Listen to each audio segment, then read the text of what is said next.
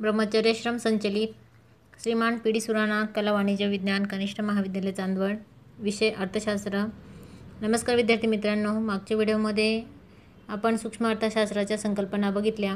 आज आपण सूक्ष्म अर्थशास्त्राच्या अजून काही संकल्पना बघणार आहोत। त्यामध्ये 6वी संकल्पना आहे वैयक्तिक उत्पन्न म्हणजे स्वतःचे उत्पन्न होय।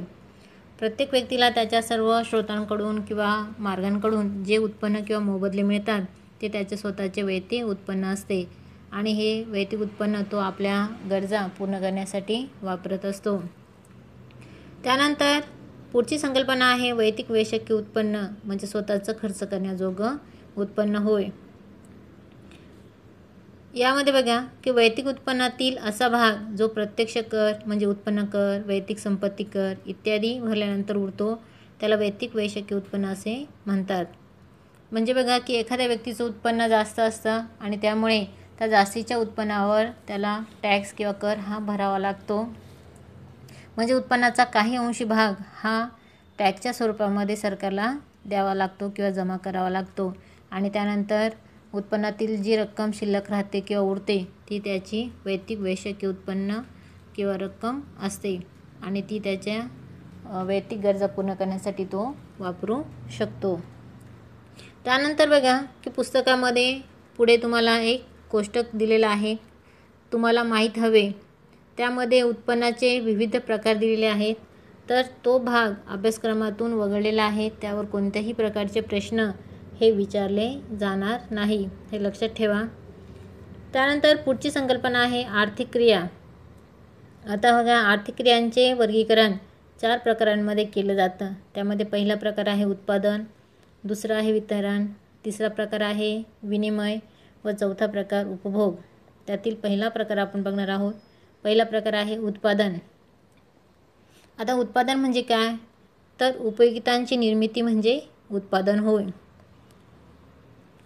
तसेच भूमी, श्रम, भांडवल व संयोजक हे 4 उत्पादनाचे प्रमुख घटक आहेत।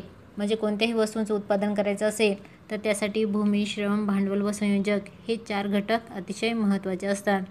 हे 4 घटक नसेल तर कोणत्याही वस्तूंचं उत्पादन हे होऊ शकत नाही। त्यातील पहिला घटक आपण बघणार आहोत भूमी। भूमी हा बघा उत्पादनाचा नैसर्गिक घटक आहे, तसेच तो विनामूल्य देणगी म्हणूनही ओळखला जातो।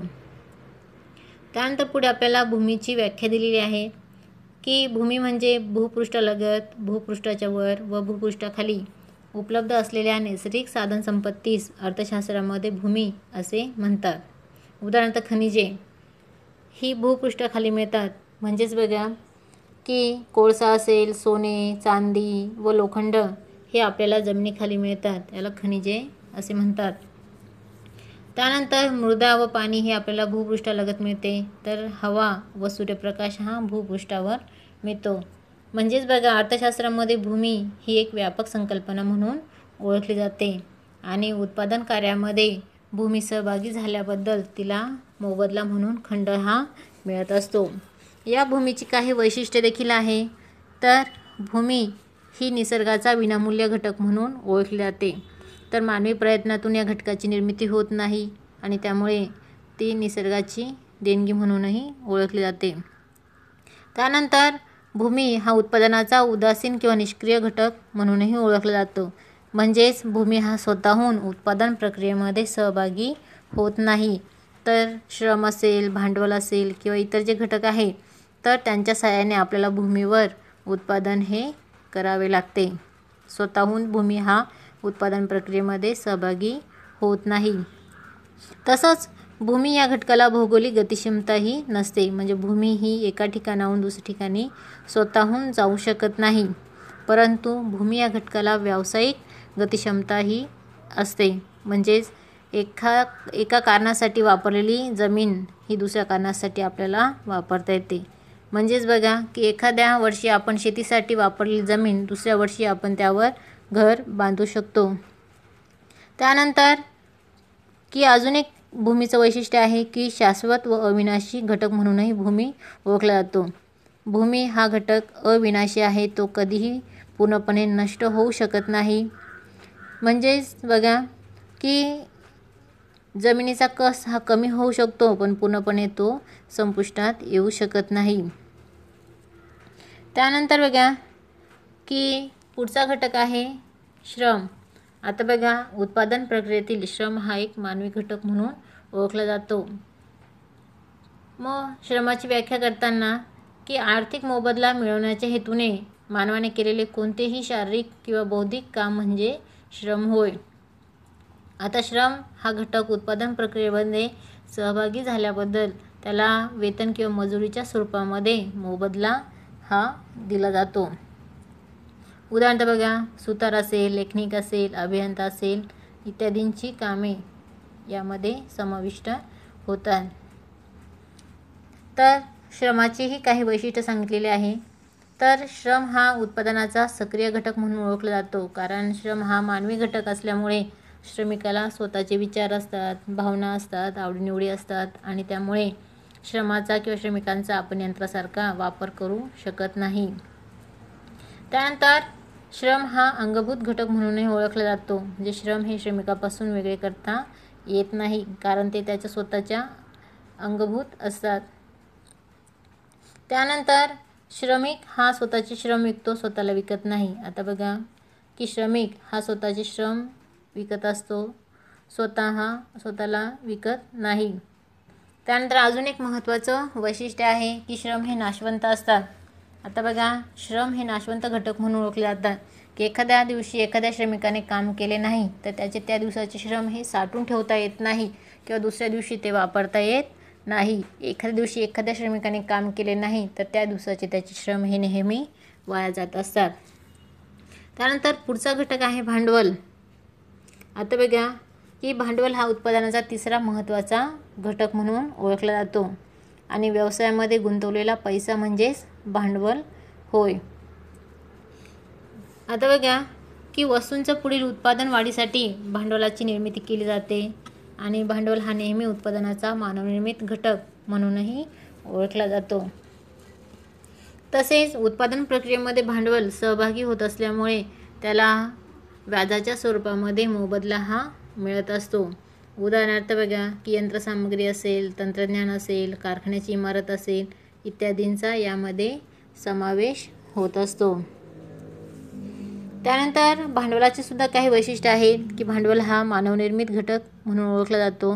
त्यानंतर उत्पादनाचा गतिशील घटक म्हणूनही ओळखला जातो. म्हणजे भांडवल हे एका ठिकाणाहून दुसऱ्या ठिकाणी तसेच एका देशातून दुसऱ्या देशात सहजपणे स्थलांतरित करता येऊ शकते.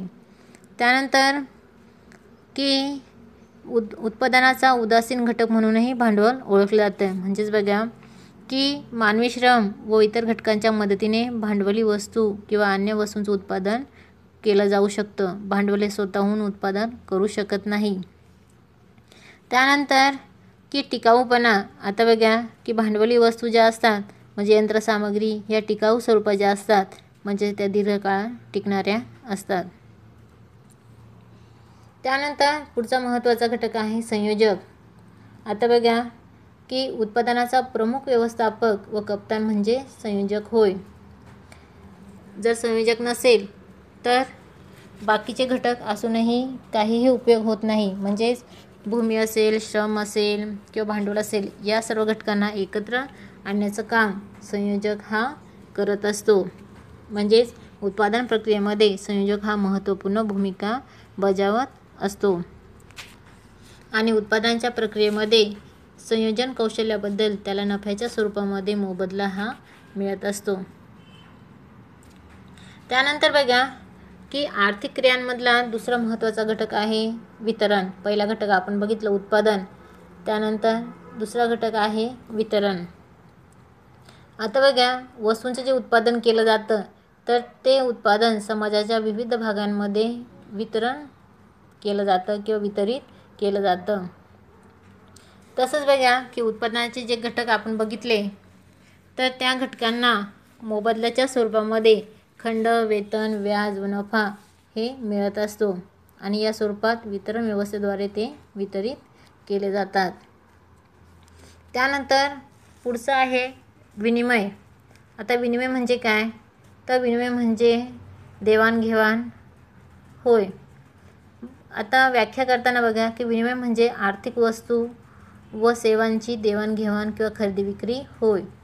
म्हणजेच अर्थशास्त्रामध्ये विनिमय हा प्रामुख्याने आर्थिक व्यवहारांशी संबंधित घटक म्हणून ओळखला जातो.